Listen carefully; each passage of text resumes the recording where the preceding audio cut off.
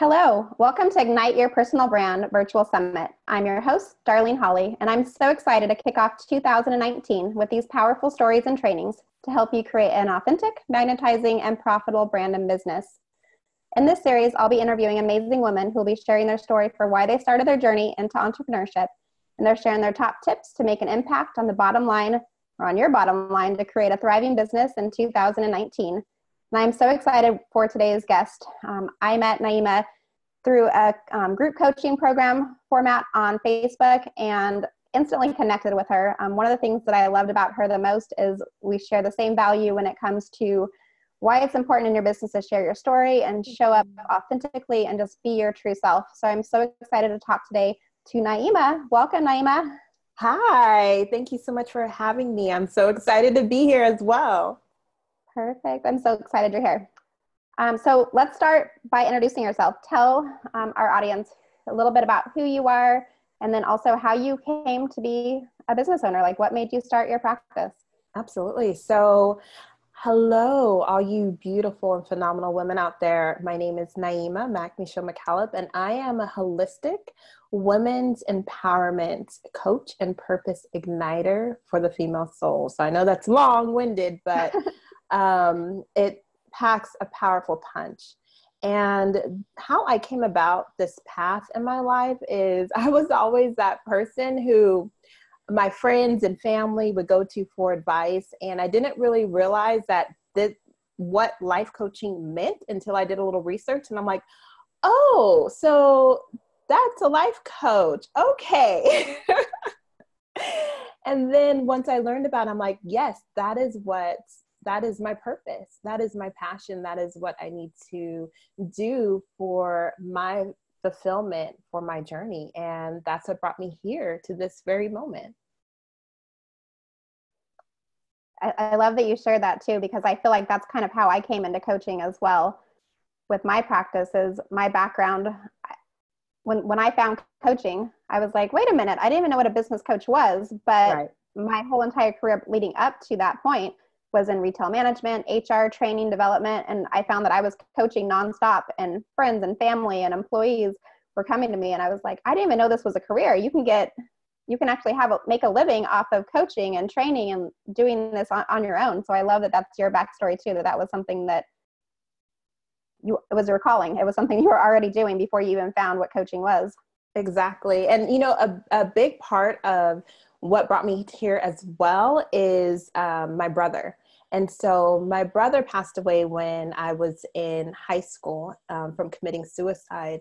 And I didn't know then, but I know now that part of my purpose and my reason for what it is that I do is that I want every woman to know that they matter and that they have purpose. Yes. I love that. I love that you focus in on that with your clients, because so often we forget that we matter and we forget that we have a purpose. Sometimes we can get so stuck in just the day-to-day living that we don't always take that step back and really focus on what those things about ourselves are and how we can shine. Right. I completely agree. Today we're going to talk a little bit about commitments. I know one of the things that you love to work with your clients and share in your messaging is why it's important to make commitments to yourself. Yeah. So often we make commitments to everybody else out in the world, coworkers, bosses, husbands, wives, children, whoever those people are in your life. But sometimes we forget and we put ourselves in a situation to where we don't always follow through on those commitments for ourselves. So I'm excited to talk today about what are some of those commitments that you feel like we really need to settle in on and hone in on to make sure that we can thrive as we kick off the new year and put ourselves as a top priority. Absolutely. So one of the things around commitments is also around permission. And I think we as women, we don't give ourselves the permission to be, to become, to evolve, and go after the life that we want to live. And that's a big piece. It's like we look for permission in other things other than giving ourselves the permission to thrive and succeed. And that's a big connection with commitments, is first giving ourselves and seeking the permission within ourselves to say yes to us first. Mm. I love that. Saying yes to ourselves first. Yes. So it's kind of like that when you're on the airplane, right? Like they tell you to put the mask, your oxygen mask on you. Before Exactly. you help your children or spouse or the people around you. Exactly. Yeah. So what are some ways that you suggest then for doing that? Like, how do you put yourself first? Absolutely. So one of the first ways to do this is to love yourself more than what you did yesterday. And to commit to saying, I will no longer let negative self-talk put me down. So to truly become your own best friend. And I think that's another big one for us as women, because, we all have this inner critic. And the inner critic is that, person who says you can't, you're not good enough. You won't be able to do this. But when we decide to truly take the time to love ourselves, to be good to ourselves, we realize that that inner critic is not serving us, and that we have to let that inner critic die. Yes. That the self-talk that I know at different points in my life, I can hone in on points where I was the one holding myself back. I was the one that was getting in the way of those next steps or those dreams or those accomplishments that I wanted to have. Yeah. So yeah, it's important to make sure that you put yourself first, that you're putting yourself in the light to where you are talking in a positive way to yourself, because I think a lot of times you can be very negative. So finding the positive affirmations or the positive things that you can say to each other. I personally love journaling and doing affirmations when I journal. I journal almost every morning, and one of the things that I've implemented is just my I am statements, putting myself, maybe I'm not where I want to be yet, but switching those words and repositioning it to where I am there now versus, I want to be, it's I already am, or I've achieved this, or I'm doing this. That's absolutely, I completely agree. And, that kind of moves me into my next one, because I have a total of 4 commitments that I believe that if we decide to shift our perspective, which is what you just shared, and, changing how we choose to see that I am, we can unleash so much opportunity in our lives and truly unleash our soul purpose and walk into that fulfillment in our destiny. And so the second commitment is I commit to let my voice, my inner queen, be louder than the voice of the world. And why that's so important is sometimes we let the voices of other people, the opinions of other people, the social media, the profiles, and, the comparison, and sometimes even the judgment be louder than our own voice. So if we take the time to just trust ourselves, trust our intuition, and let wisdom be our guide, we will get to where it is that we want to be. I love that. So what's your best advice for someone who maybe doesn't feel like they're comfortable using their voice or sharing their message or being heard? What are some ways that they can shift into finding that as kind of their natural path versus having to think about it and worry about it? Yeah. I would say the first one is going back to commitment number 1, which is loving yourself and knowing that you are enough, you matter, you're important, and that your voice, the world needs your voice. The world needs your story, that there is someone, if not multiple people out in the world, that because you chose to use your voice, they will be blessed by it. So yeah, just positioning it to, you're not doing it for you always. You're doing it for the people that are out there waiting to listen. And sometimes it's not hundreds or thousands of people always. There's at least one person that needs to hear your story, that needs to hear your message, that you're going to be able to help and make an impact on it. I know I try to tell myself that just within my own business, going Facebook Live or putting myself out in those visible ways can be scary at different times, but I don't have to do it for the masses. Sometimes I'm just talking to that one person. So knowing it's okay to let your voice be heard and share that message because somebody needs to hear it. Sometimes it's you, or sometimes it's me. Sometimes I'm talking to myself because I need that pep talk and I need that encouragement, but knowing that there's other people out there that need to hear that, the message that you have to share as well. Absolutely. Is important. Absolutely. So I love that. Committing to loving yourself, committing to letting your voice be heard. Yeah. And just sharing your message with the world. Absolutely. And trusting that you're going to say the right thing too. Absolutely. And trusting in yourself and knowing that your story is valid because it's yours. Your story is important because it's yours. And it's not about comparing your journey to somebody else's journey because your journey is unique to you. And that's what's so beautiful about your story.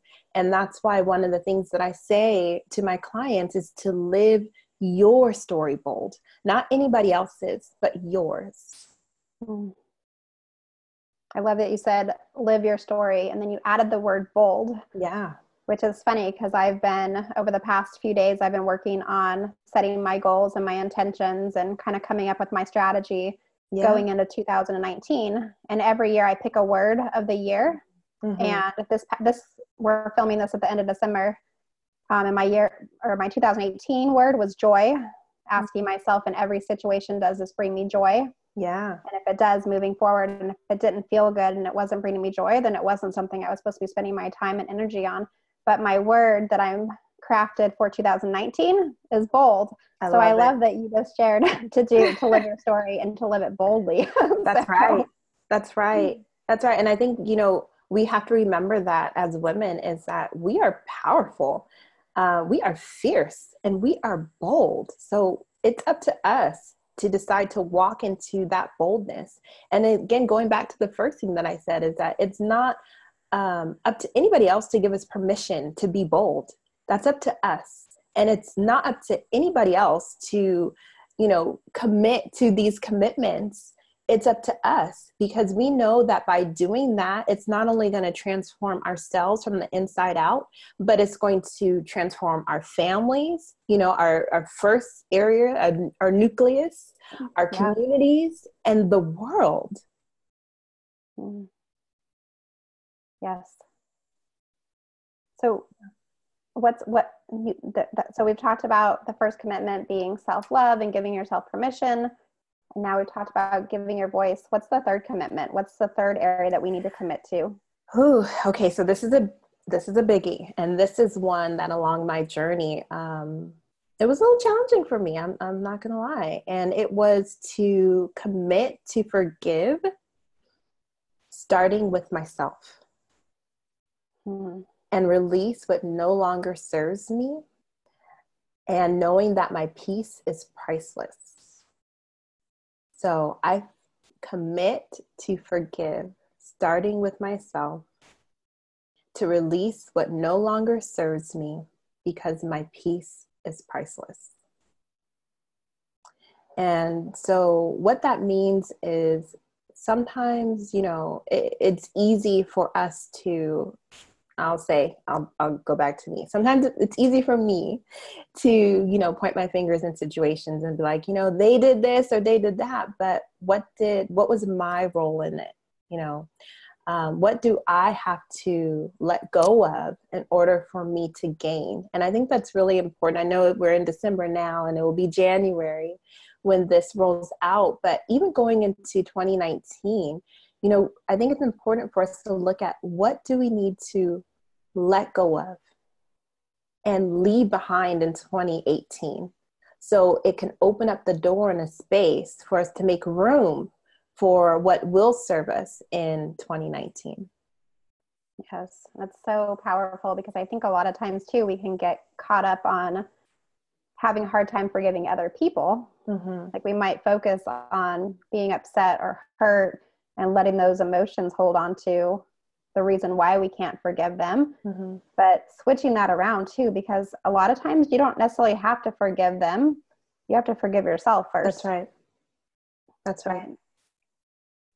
So if somebody is struggling with maybe knowing how to do that or how to forgive themselves, what are some ways that you've used that in your life? Like, what's some ways that you've forgiven yourself, or even to recognize that you need to be forgiven? Because maybe we don't recognize that we have to forgive and forget and move forward or look forward.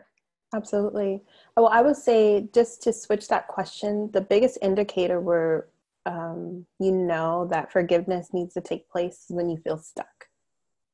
And there's a reason why you feel stuck, because you aren't able to move forward, because you're holding on to something that is keeping you planted right where you're at. And so the process to unlayer and how to get to and pivot to what that is really being honest with yourself. And I call it like asking the why. Why do I feel this way? And then keep on asking, well, why do I feel that way? And you just keep on asking that why until you get to the root of what that is. And when you get to that root, I think it's also important to give yourself grace, not to, not to punish yourself, not to say, why is this even bothering me? Because that's not so important as to seeing what it is and being able to recognize it, and then being able to let it go and release it. Yeah.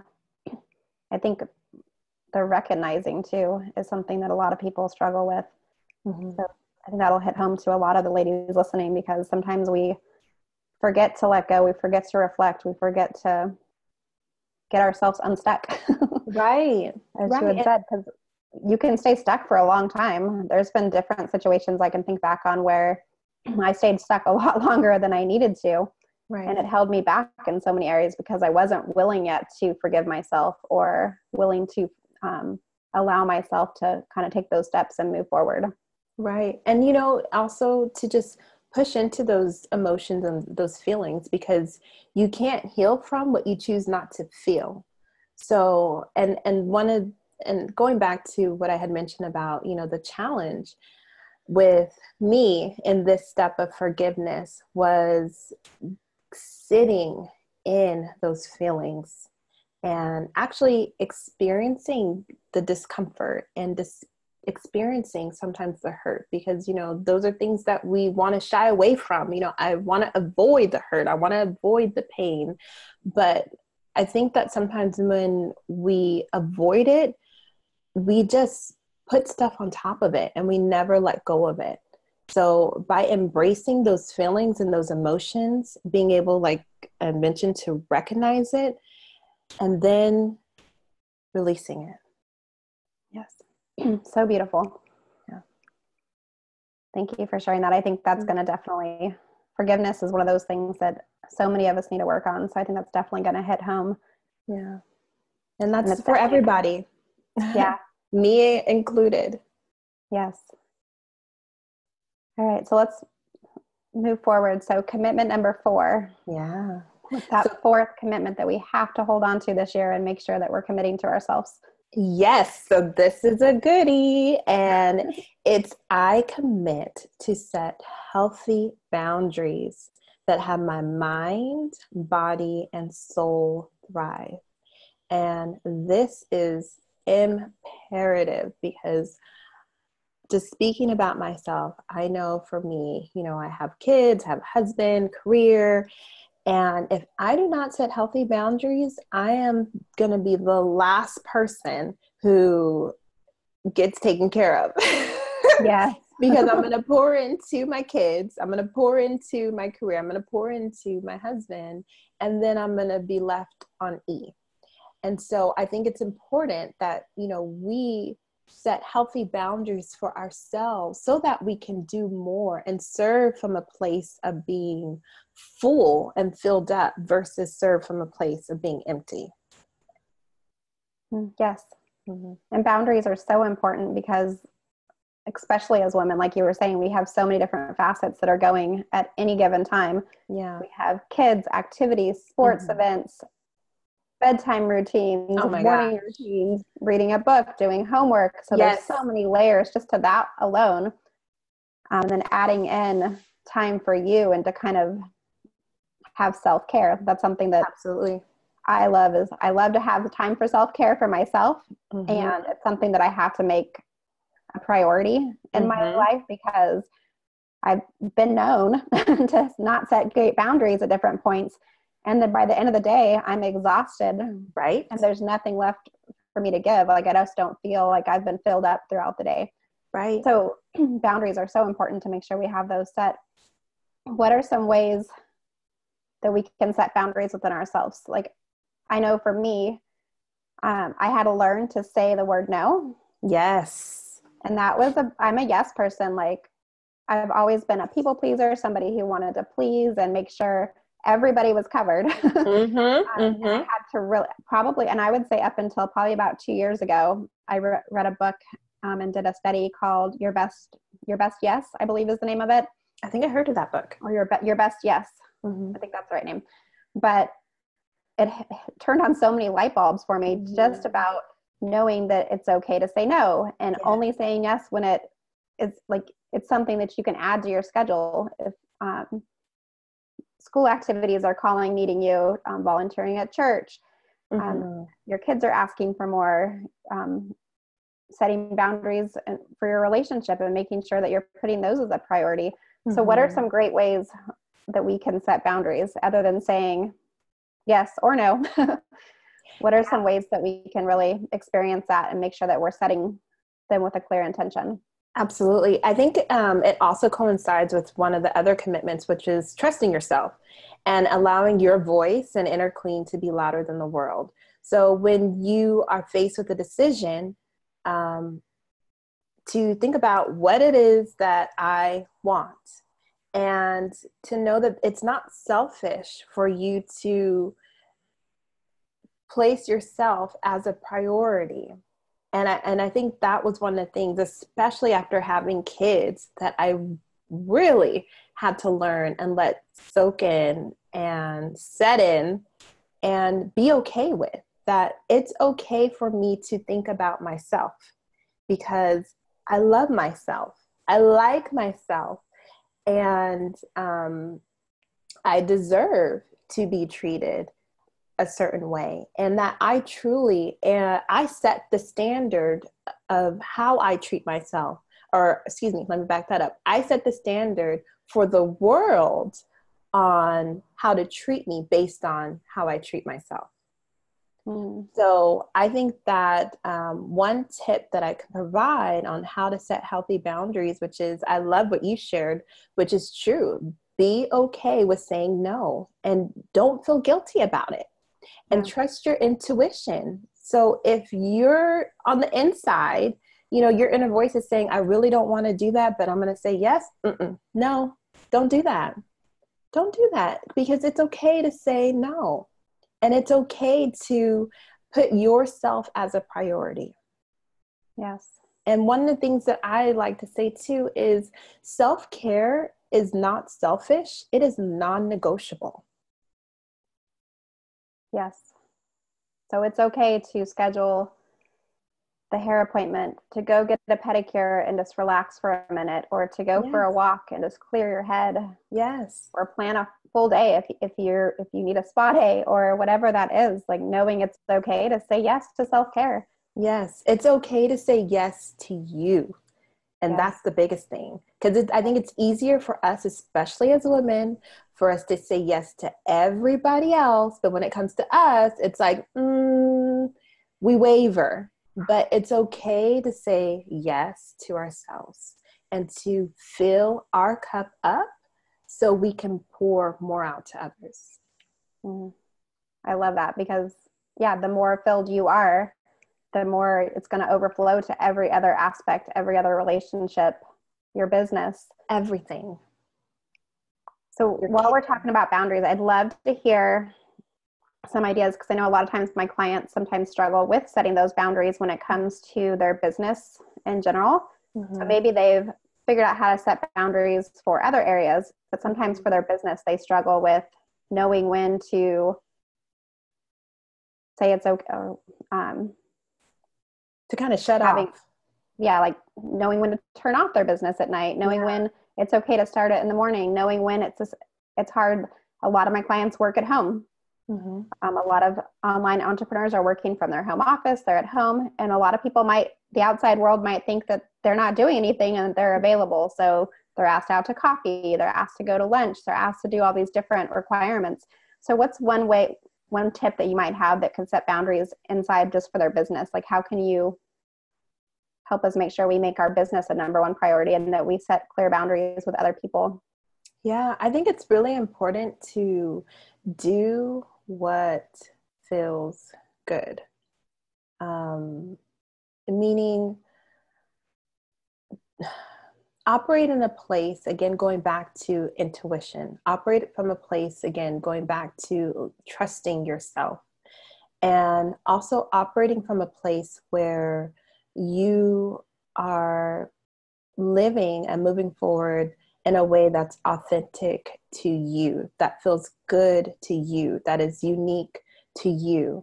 So I think that a good way to set boundaries is to make sure that the parameters that you're setting for yourself is at the end of the day going to feel good to you, and that you're not going to feel, guilty or bad about it later on.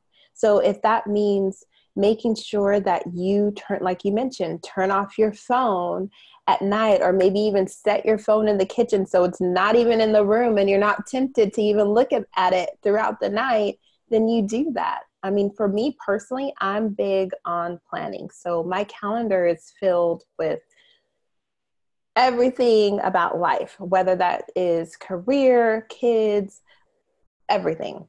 So for me, if I just plan out my week, I can schedule where it is that I need to put in my self-care, where it is I need to take care of things for my business, where it is that I need to take care of things for my kids, and then also know that life happens and be flexible to the fact that things may change. Yeah, and holding those commitments to yourself too. I do the same thing. I'm a paper planner girl. I love writing what my goals are for the week and then giving every single goal a time slot. Yeah. So I know when I'm working on what and what activities need to be done for the week, and when I have school pickup, drop-offs, sport activities, my planner is scheduled out. And sometimes I know for myself, I have to set boundaries more in the evenings because sometimes I might feel like I have to accomplish more than I did during the day. And then that starts to bleed into family time, right? Time with my husband, time with the kids. So being okay, knowing that it's okay to turn the laptop off, put the phone away. You don't have to check it. The world's going to survive without you, right? For those couple hours or for the whole evening, or whatever that looks like, but setting real intentional goals of, I don't work after 7 p.m. or after 6 p.m. or I'm only spending time doing this activity during this time so that I can give myself fully to my family later on in the day. Absolutely. And one of the things that I believe is like, there's really no thing or work-life balance doesn't really exist. Really, it's a matter of creating harmony for yourself. So what can you do in your life? And I love the fact that you use the word intentional, because that is one of my favorite words. What is it that you can do intentionally to create more harmony in your life? And I think that's, again, where setting healthy boundaries come in. Yeah. And I love that you just shared I just listened to a podcast, I believe, probably about a month or two ago, and they were talking about that exact same thing, that it's not balance anymore. Like I used to think, I have to balance family, work, which side, is going to take more of my attention today. And they said the exact same thing, that it was more of a harmony, because in all reality, as entrepreneurs, like our work and our business and our home lives can be a little bit of both at any given time. Exactly. They're one and one. Yeah. They are connected because we are connected to them. So it's like whatever we're connected with is a part of everything, you know, whether that's work, family, career, whatever it is. It's just, again, it's about creating that harmony to decide, okay, what is going to bring more peace into my life? Is it going to bring me peace to do X, or is it going to bring me peace to do Y? And making a decision, and then being okay with that decision. And then also knowing that if that decision doesn't work, that's okay, because you can decide to do something different. Yes. And that's okay too. Yes. But it's, yeah. Yes. Like having that harmony. Like, I'm so glad that you're sharing that, and that I even heard it a few months back too. Like, it's changed so much how I think about my business, because it doesn't have to be this or that. Right. They're in conjunction. It's a moving piece in my business. And some days are going to be filled with more family stuff. Some days are going to be filled with more work stuff, depending on what's going on at that time. But knowing it's a rhythm that we're just in. It's a routine of our life. It doesn't have to be, we work really hard one day and I can't spend time with my family because I'm working hard on my business. Like, you can intertwine those two together. Mm-hmm. And that's the beautiful thing, I think, about being an online entrepreneur and having that ability to have it not balanced, but having the harmony within it. I completely agree. And yeah, I believe that everybody is an entrepreneur. There is creativity in everybody. And it's just a matter of digging sometimes a little bit deeper to find out what that is, what that gift is, you know, what it is that you want to share with the world, because it exists in you. And it's when we step into that, I'll just call it, you know, ability to create, we're also creating legacy, in my opinion. You know, we're creating a legacy that, again, transcends generations, because by us stepping into that place of entrepreneurship, of being able to create what was an idea and manifest it, that helps and serves and changes the lives and empowers the lives of other people, is just, in my opinion, just phenomenal. It's amazing. I completely agree. And just knowing that you can take a passion or something that feels really good to your soul, and start helping other people in the world and being creative, whatever that is. Yeah, I agree. And it just moves you forward. I agree. I love, though, that you use the word soul, because I believe that, you know, us creating is a part of our soul purpose. It's part of why we're here, is to create and to bring whatever that idea is, whatever that gift is, into fruition, and to bring that to the world. Yes. I believe that all of us are here for a reason. Yes. We have a purpose, and absolutely, sometimes it takes us a little bit longer to figure out exactly what that purpose is. Yeah. But once we find it, we have to run with it. I agree. We have to share our gifts with the world. I completely agree. So as we start to wrap up our call today, which I don't want to do because I could talk with you all day long. I love that we're talking about these commitments. I think it's so important to have commitments and set them for ourselves, and set those boundaries, give ourselves self-love, and let your voice be heard, and just release and forgive other areas. I think those are all going to impact each of us as we hold on to them and kind of see how we can put those into our day-to-day, just to make those commitments to ourselves. If we were to get one thing from today, if you wanted us to take home one nugget to always remember and to apply to our business and into our life, what would that one thing be? The one thing is to always remember that out of your shattered pieces, you are a masterpiece. Because I think sometimes we as women, we dismiss our story and we dismiss parts of our journey because we devalue it. Or, you know, sometimes it's that experience that hurts, but it's through that pain that we find purpose in our story. And it's through those experiences that we find our why, and we're able to share that with the world and with our community and with our family and with other women, to empower them and uplift them and encourage them. And also to know that, you know, when we look at business, we have to also look at ourselves. You know, it's that harmony again. And I'm realizing that transformation is truly inside out. The first place that we want to grow, if we want to grow in our business, is we have to grow within ourselves and be okay to our own evolution of becoming. Thank you so much, Naheemah, for sharing that. Yeah, you're welcome. Thank you so much for having me. No, I'm so glad to have you on. And I know that you have a free gift for everybody who's listening this week with us. Tell us a little bit about what your free gift is. So my free gift is my guide to unleash your inner queen and soul purpose. So it is filled with nuggets of wisdom and tips just for you to step into 2019 bold and live your story bold. Yes, so good. And then how can people stay connected with you? Yes. Where can we find you? Where do you hang out the most?